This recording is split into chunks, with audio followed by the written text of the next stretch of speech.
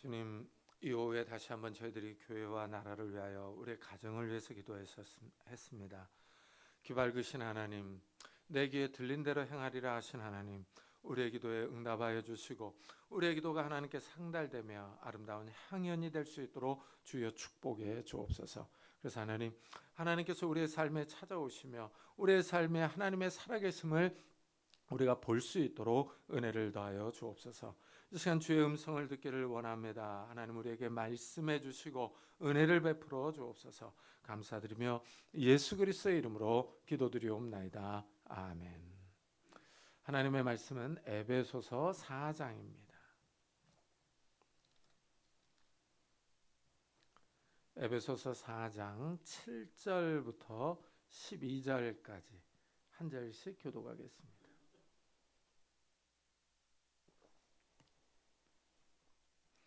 에베소서 4장 7절부터 12절까지 한 절씩 교독하겠습니다. 에베소서 4장 7절부터 12절입니다. 우리 각 사람에게 그리스도의 선물에 분량대로 은혜를 주셨나니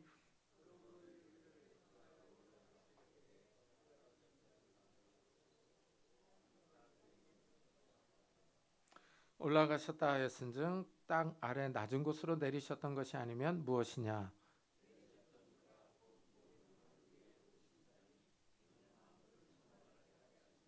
그가 어떤 사람은 사도로, 어떤 사람은 선지자로, 어떤 사람은 복음 전하는 자로, 어떤 사람은 목사와 교사로 삼으셨으니 이는 성도를 온전하게 하여 봉사의 일을 하게 하며 그리스도의 몸을 세우려 하심이라. 아멘.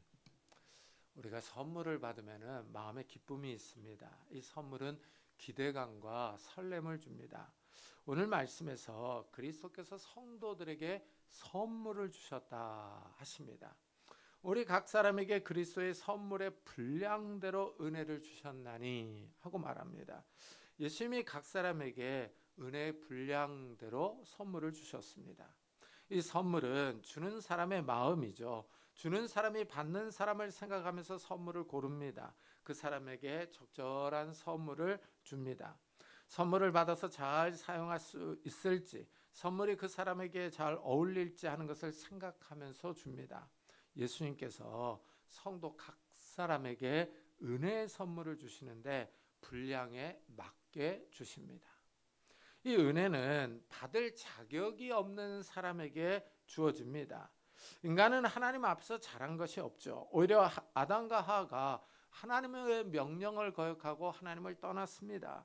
하나님이 먹지 말라고 한 선악과를 따먹었어요. 이 일로 사람이 타락하고 부패해서 거룩하신 하나님을 두려워하며 피했습니다. 하나님과 사람 사이의 관계가 단절됐어요. 깨졌습니다.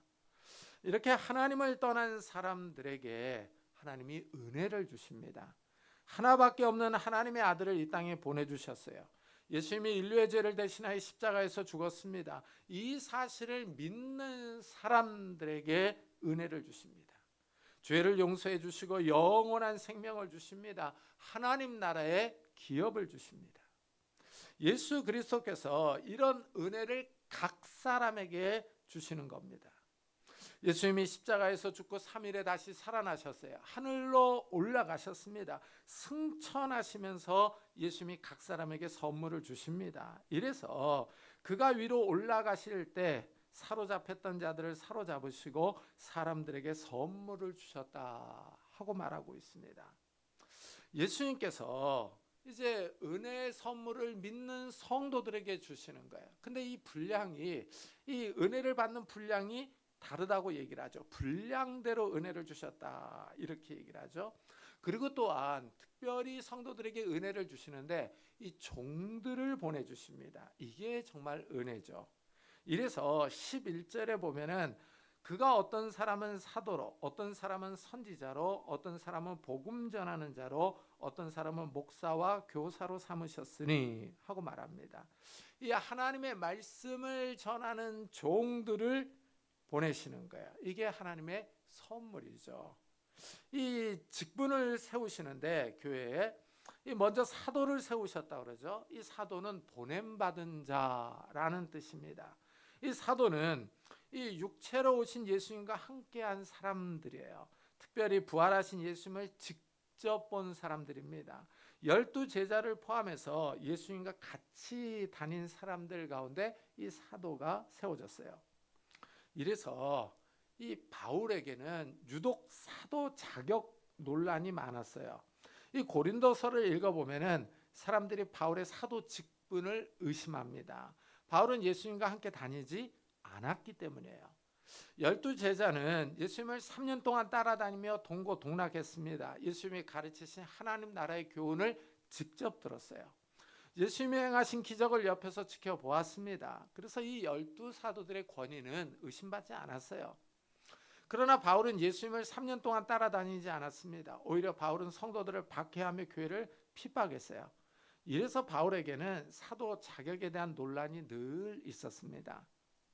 그런데 누가가 쓴 사도행전을 읽어보면은 부활하신 예수님이 바울에게 직접 나타나셨죠. 예수님이 바울을 직접 부르셔서 이방인의 사도로 세웠다 하고 강조하고 있습니다. 이 바울 역시 부활하신 예수님을 직접 만났어요. 예수님이 그를 부르셔서 사도로 세웠습니다. 이래서 바울은 교회를 위하여 환난 받는 것을 자랑스럽게 여겼습니다. 복음 사역을 위하여 당하는 고난과 어려움을 부끄러워하지 않았어요. 오히려 감사하며 영광스럽게 생각을 했습니다. 예수님을 위한 고난을 자랑했습니다. 예수님이 승천하시고 이 사도들이 활동했던 시대를 사도 시대라고 불러요. 그런데 이 사도는 이 시간이 흘러가면서 자연스럽게 사라졌습니다. 예수님이 더 이상 육신을 입고 이 땅에 계시지 않습니다. 부활하신 예수님이 직접 나타나셔서 사도들을 계속 부르지 않으셨어요. 예수님을 직접 본 사도들이 다 죽자 사도 직분도 자연스럽게 사라졌습니다. 이래서 오늘날 사도 직분은 더 이상 존재하지 않습니다. 예수님이 교회 또한 선지자를 세웠다고 그러죠. 이 선지자는 하나님을 위해 대신 말하는 사람이에요. 쉽게 말하면 대변인과 같은 사람입니다.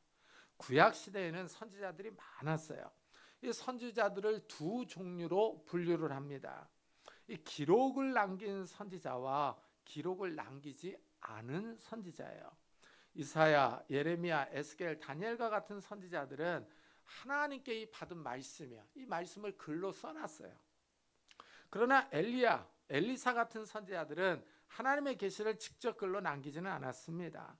엘리야와 엘리사 선지자가 행한 기적은 이사야, 예레미야 선지자가 행한 것보다 더 많습니다. 더 많은 능력을 행했어요.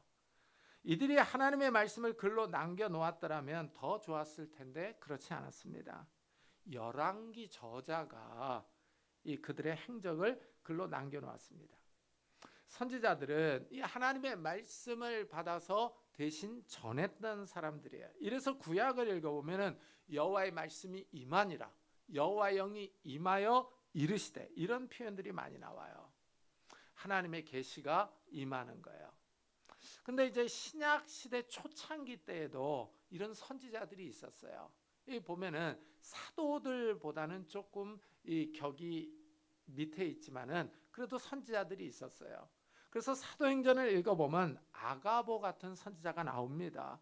예루살렘에서 안디옥으로 선지자들이 내려왔어요. 그 가운데 아가보라는 사람이 일어나서 온 세상에 큰 기근이 들 것이다 하고 예언을 했어요. 실제 글라우디오 시대에 기근이 있어서 많은 사람이 어려움을 겪었습니다.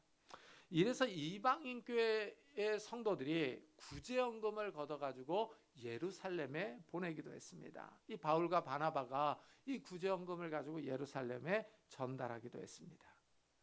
이 바울이 예루살렘으로 나아갈 때 이제 두로에 있는 그 빌립 집사요, 7 집사 중에 한 사람이죠. 이 빌립의 집에 머물 때 이 아가보 선지자가 찾아와가지고 바울이 예루살렘에 올라가면 사로잡힐 것이다. 그래서 이방인들에게 넘겨줄 것이다 하고 예언을 했어요. 근데 정말 이 선지자의 말대로 사도 바울이 사로잡혔었죠. 이와 같이 선지자 직분도 초대교회에 있었어요. 그러다가 이제 사도들에 의해서 성경이 완성이 됩니다. 성경이 완성되면서 이 직분도 사라집니다. 이 성경을 통해서 하나님이 인류를 구원하기 위한 하나님의 구원 계시, 이 구원 계획이 다 드러나는 거예요. 이제 하나님이 말씀을 직접적으로 주지 않습니다. 그래서 더 이상 뭐 여호와의 말씀이 임하니라 이런 계시 양식이 없어지는 거예요. 그런데 간혹 가다 보면 오늘날도 이 직통 계시를 받는다 이렇게 자랑하는 분들이 있어요. 하나님으로부터 직접 계시를 받는다라고 주장을 하는 사람들이 있습니다. 이렇게 말하면은 그 사람의 권위는 뭐 높아질지는 모르겠죠. 그러나 문제는 하나님이 성도들을 구원하기 위한 계시가 완성되었다는 사실이에요. 이제 권위가 성경으로 넘어가는 거예요. 이래서 이 하나님의 직통 계시를 받았다라고 주장하는 사람들이, 이 사람들이 뭐 글을 써가지고 요한계시록 뒤에다 이렇게 써서 붙여놓지는 않습니다. 이렇게 붙여놓으면 이단이에요, 이단. 이래서 요한계시록은 이렇게 강하게 경고를 해요. 내가 이 두루마리의 예언의 말씀을 듣는 모든 사람에게 증언하노니 만일 누구든지 이것들 외에 더하면 하나님이 이 두루마리에 기록된 재앙들을 그에게 더하실 것이요 그럽니다. 그러니까 자기가 직통 계시를 받았다고 하나님의 말씀과 같은 권위를 내세우면서 덧붙인다. 이건 재앙을 받는 거예요. 저주를 받는 겁니다. 이 사입이죠. 이단이 되는 거죠. 이 말씀이 보여주는 게 뭡니까? 이제 정경, 성경이 완성됐다 이거예요. 하나님의 구속 계획이 다 드러났다는 겁니다. 이래서 이 성경의 권위를 넘어설 수가 없는 거예요. 이래서 이제 기록된 성경 외에 다른 말을 하는 사람들이요, 다 이단입니다. 하나님의 저주를 받는 거죠. 이래서 직통계시를 받는다라고 막 얘기하는 사람들이요, 사입이다 이런 얘기들을 하는 거예요. 그렇지만 이제 은사로서 예언은 있을 수 있죠. 고린도 전서를 읽어보면 예언의 은사가 있다고 합니다. 성령께서 교회에 유익을 주는 은사예요. 그러니까 개인이나 교회 공동체를 위해서 주시는 예언이 있을 수 있습니다. 그러나 이렇게 예언하는 사람들의 권위가 성경의 권위를 넘어서지 못합니다. 이런 예언은 성경 말씀에 비춰서 판단하면 돼요. 이렇게 예언의 은사가 있다고 해서 그 사람을 선지자로 부르지는 않습니다. 또한 그 예언을 요한계시록 뒤에 정경처럼 기록해 놓지도 않죠. 이러면 이제 큰일이 나는 거죠. 예수님이 또 어떤 사람들을 복음 전하는 자로 삼았어요. 이 초대교회 시대에는 이 복음을 전하며 다니는 사람들이 있었어요. 사도 바울도 보면 이 지역 저 지역으로 다니면서 복음을 전했습니다. 순회 전도자죠. 사도 바울을 보면 한 지역에서 복음을 전해서 믿는 사람들이 나오면 교회를 세웁니다. 그리고 다른 지역으로 가서 복음을 전했습니다. 그래서 우리나라에도 복음이 들어왔을 때 초창기 때는 이제 그 목사들이 별로 없으니까 이 목사님들이 혹은 여전사님들이 이 지역 저 지역으로 다니면서 복음을 전했던 그런 모습을 볼 수가 있어요. 이런 순회 전도자 오늘날에도 있어요. 보면은요. 그래서 인도네시아 같은 지역에 보면 오지가 있어요. 섬들이 되게 많거든요. 그래서 이 경비행기를 타고 들어가 가지고 그쪽 지역에 있는 사람들에게 복음을 전하고 나오는 사람들이 있습니다. 그러니까 오늘날 선교사들이요, 이 오지로 들어가서 이 복음을 전하는 사람들, 이런 사람들을 이 복음 전하는 자로 얘기할 수가 있을 겁니다. 저의 형도 남아프리카 공화국에서 선교사로 있었거든요. 지역이 아주 넓어서 차를 타고 이 지역 저 지역 다니면서 복음을 전했습니다.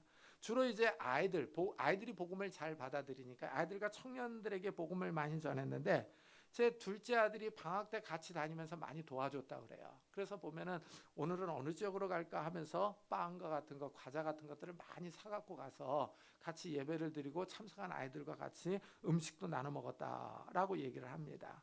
그러니까 이 선교사들이 오늘날에도 이제 복음 전하는 자로 해당이 될 수 있겠죠. 그리고 예수님이 이제 어떤 사람을 목사로 세웁니다. 이 목사라고 하는 표현은 원래 이제 목자예요. 목자가 양을 갖다가 인도하지 않습니까? 여기에 이제 빗대서 우리말로 목사로 번역을 한 겁니다. 이 목사는 한 지역에서 이제 교회를 맡아 섬기는 직분이죠. 이 사도와 선지자 직분이 사라지고 이제는 목사 직분이 대부분이죠. 유럽에서 이 전문적인 신학교가 세워지기 전에는 목사가 개인적으로 목사를 지도했어요. 이 목사가 되려는 사람이 그렇게 많지 않았기 때문입니다. 그런데 이제 기독교가 부흥하면서 이제 신학교가 세워지는 거예요. 신학교에서 전문적으로 신학 훈련을 시킵니다. 그래서 이제 이 신학을 배우려면은 가장 먼저 언어를 배우기도 해요. 목사가 되려고 하는 사람들이요. 우리는 이제 한글로 번역된 성경을 가지고 있지 않습니까? 근데 원래 성경이 구약은 히브리어, 신약은 헬라어로 되어 있거든요. 그러니까 이제 목사가 되려고 하는 사람들은 가장 먼저 이 언어부터 배워야 돼요. 근데 이제 이 언어 배우는 게 쉽지 않죠. 그래서 학생들이 이 과정을 통과하려고 아주 열심히 공부를 합니다. 제가 이제 속한 총신대학교 신학대학원에서도 이 겨울방학에 헬라어 3주, 히브리어 3주 동안 아주 기본적인 문법을 가르쳐요. 그래서 이 기본적인 문법을 통과한 학생들이 이제 신학을 더 배우고 성경을 더 배웁니다. 참 그래도 이제 우리 한국 교회는 아직은 은혜가 있어요. 그래서 이 아직은 한국 교회 은혜가 있어서 이 성도들 가운데 이제 이 신학교로 오는 학생들이 있습니다. 그러나 이 유럽이나 미국을 보면은요, 이제 정말 이 교회가 많이 쇠퇴했습니다. 그래서 학생들이 신학교를 잘 들어오지를 않아요. 그래서 신학교가 많이 통폐합되고 있는 실정입니다. 제가 이제 네덜란드에서 신학 수업을 마치고 돌아올 때 제 네덜란드 친구가 저한테 여기 남아서 목회를 하면 어떠냐 하고 제안을 했어요. 지방에 교회는 있는데 목사가 없는 교회가 많다고 그럽니다. 그래서 목사가 되려고 하는 사람이 없다고, 그리고 신학 수업을 받았어도 이 목회를 하지 않는다고 이렇게 얘기를 합니다. 그러면서 이 교단에서 나온 이제 그 카탈로그를 봤거든요. 이 교단에서 이제 그 교회 상황들을 이렇게 써놓은 그 책자를 봤는데 거기 보니까 교회는 많은데 목사들이 없는 거예요. 그래서 목사가 없는 교회들이 이게 빈 공란으로 써 있는 교회가 그렇게 많더라고요. 참 이거 보면은 참 이 유럽 교회가 그때도 심각했는데 지금은 더 심각할 것 같아요. 그래도 우리 한국 교회는 은혜가 있습니다. 이 젊은 사람들이 이 신학교에 와서 목사가 되겠다고 하니까요. 참 이게 은혜죠. 이게 은혜입니다. 예수님이 또 어떤 사람을 교사로 삼았다 그러죠. 성경을 가르치는 직분입니다. 신학교에서 교수들이 여기에 해당될 겁니다. 교회에서 주일학교 전도사와 교사들도 여기에 해당될 수 있습니다. 오늘 말씀에서 예수님은 이 교회에 세운 직분을 말하고 있어요. 사도, 선지자, 복음 전하는 자, 목사와 교사 직분입니다. 이 중에 사도와 선지자 직분은 사라졌어요. 복음 전하는 자, 목사와 교사 직분이 남아 있습니다. 이 모든 직분의 공통점은 말씀을 전하는 거예요. 이게 중요한 거죠. 그러니까 이 하나님의 이 복음의 말씀을 전하기 위해서 세운 직분이에요. 교회에 꼭 필요한 직분입니다. 하나님께서 은혜를 주시는데 이 말씀을 통해서 주잖아요. 근데 이 말씀을 전하는 사람들이 있어야 될 거 아니겠습니까? 그러니까 이 말씀 전하는 사람을 세우시고 이 그 교회에 보낸다라고 하는 거예요. 하나님의 큰 은혜죠. 큰 은혜입니다. 그래서 이 말씀을 전하는 직분을 세운 이유를 이렇게 설명을 해요. 이는 성도를 온전하게 하여 봉사의 일을 하게 하며 그리스도의 몸을 세우려 하심이라. 성도를 온전하게 준비하게 하는 거예요. 그러니까 이 말씀 교육을 통해서 성도들의 신앙이 자라는 거죠. 그러면서 성도들을 온전하게 해서 이 봉사의 일을 하게 하는 겁니다. 이 교회에서 봉사의 일을 하게 하는 거예요. 참 이 교회를 보면은 다양한 사람들이 모이죠. 나이가 많으신 분이 있는가 하면 적은 사람도 있습니다. 남성이 있는가 하면 여성도 있죠. 시골에서 살다가 올라온 사람이 있는가 하면 도시에서만 쭉 산 사람도 있습니다. 정치 성향이 다른 분들도 있어요. 이렇게 다양한 사람들이 모여서 신앙생활을 합니다. 같은 하나님을 섬기며 예수 그리스도를 고백하는데 성향과 취미가 다 다릅니다. 이렇게 다양한 사람이 모이는 교회에 섬기는 사람들이 필요합니다. 처음 교회에 오는 사람들을 섬겨야죠. 믿음이 약한 사람이나 몸이 약한 사람을 섬겨야 합니다. 이래서 하나님의 말씀을 통하여 은혜를 주시는 거예요. 은혜를 많이 받은 사람들이 교회에서 섬기는 거예요. 근데 이제 또 사실 우리 안에는 타락한 이 본성들이 남아 있어가지고 이 섬기는 것보다는 섬김을 받는 것을 더 좋아합니다. 이 식탁에 앉아서 먹고 싶지 누가 옆에서 이 시중 들고 싶겠습니까? 그런데 예수님은 우리에게 섬기라고 말씀을 해요. 예수님도 친히 섬기는 모습을 보여주셨습니다. 예수님이 십자가에서 죽기 전에 제자들과 저녁 식사를 합니다. 하나님께로 돌아갈 때가 가까이 오셨다는 것을 압니다. 그리고 물을 가져다가 제자들의 발을 씻겨주세요.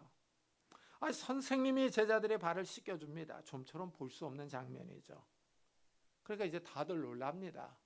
다들 놀라는데 이제 베드로는 또 이게 자기가 궁금한 거 있으면 즉각적으로 얘기하는 사람 아닙니까? 베드로가 절대로 내 발은 못 씻긴다고 그러죠.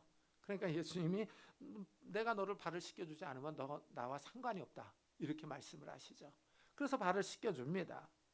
예수님이 친히 제자들의 발을 씻겨주시는 이 섬기는 모범을 보여주시는 거예요. 그러면서 제자들에게 서로 섬기라고 하십니다.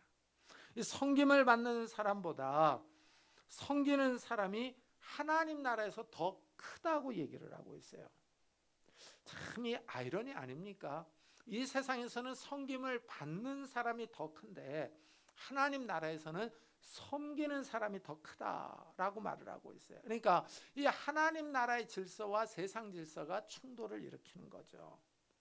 예수님이 하나님의 아들이시면서 성자 하나님이에요. 근데 친히 섬기는 모습을 보여주셨어요. 예수님은 나는 섬김을 받으러 온 것이 아니라 섬기러 왔다고 하셨습니다. 참 예수님이 친히 모범을 보여주시며 우리에게 섬기라고 하는 거예요. 이렇게 교회의 직분을 세운 이유가 뭡니까? 성도들을 온전하게 하여 봉사의 일을 하게 하는 거예요. 그러면서 그리스도의 몸을 세우는 겁니다. 예수님이 머리십니다. 성도들이 그의 몸이에요. 우리 몸에는 다양한 기관들이 있습니다. 이 다양한 기관들이 서로 유기적으로 잘 연합해야 몸이 움직일 수가 있습니다. 성도들이 그리스도의 몸이에요. 이 다양한 사람들이 모인 교회 공동체가 유기적으로 평안하며 잘 이게 서야 예수 그리스도의 몸이 잘 세워지는 거예요. 예수님이 교회의 말씀을 가르치는 사람들을 세워요. 성도들을 온전하게 하여 봉사의 일을 하게 합니다. 그리스도의 몸을 세워갑니다. 근데 이 보면 봉사를 하는 것을 보면은요, 은혜를 많이 받은 사람들이 봉사하게 돼 있어요. 이게 참 신기합니다. 은혜를 많이 받은 사람들이 봉사를 해요. 섬기죠. 그러면서 기뻐합니다. 그러면서 자기 걸 자꾸 베풀어요. 나눠주죠. 정말 신기합니다. 그러면서 참 이 교회에서 보면은 자기 걸 나눠주면서 기뻐하는 사람들이 있어요. 왜 그렇습니까? 하나님께 은혜를 받았기 때문이죠. 그러니까 은혜를 많이 받으면 받을수록 섬기는 거예요. 그리고 자기 걸 나눠줍니다. 나눠주면서 기뻐해요. 자기가 손해보는데 세상적인 관점으로 보면 손해 아닙니까? 근데 기뻐하는 거예요. 왜 그렇습니까? 은혜를 받았기 때문이죠. 참 그래서 이 예수님이 분량대로 은혜를 주신다 그래요. 그러니까 이 많이 하나님께 은혜를 받은 사람들이 섬기게 돼 있어요. 이 자동적으로 기쁨이 넘쳐서 이 감사하는 거죠. 그리고 섬기는 겁니다. 참 예수님이 우리의 섬김을 다 보고 계시는 거예요. 봉사를 보고 계시는 겁니다. 그러면서 갚아주실 때가 있어요. 참 이 성경을 읽어보면요, 하나님이 정확합니다. 하나님은 정확하게 계산을 하시더라고요. 잊지 않고 계산을 하시더라고요. 참 재밌습니다. 이거 보면은요, 우리가 교회를 위해 수고하고 봉사하지 않습니까? 우리 주님께서 갚아주실 때가 반드시 있어요. 그리고 세마실 때가 있습니다. 계산을 하신다고 그래요. 우리가 섬기는 주님은요, 정확합니다. 그리고 따져요. 보면은요, 참 이런 그 주님 앞에서 정말 우리가 받은 은혜에 감사하면서 기쁨으로 주님을 섬기는 성도님들이 되시기를 예수 그리스도의 이름으로 축복합니다. 기도하겠습니다. 우리에게 주신 은혜를 감사하면서 더 큰 은혜를 달라고, 우리가 주님을 섬기며 교회를 섬기며 다른 성도들에게 봉사할 때 우리에게 기쁨과 보람과 은혜를 더 달라고, 감사함을 달라고 우리 한번 같이 기도하고 예배 마치도록 하겠습니다. 하나님 아버지 감사를 드립니다.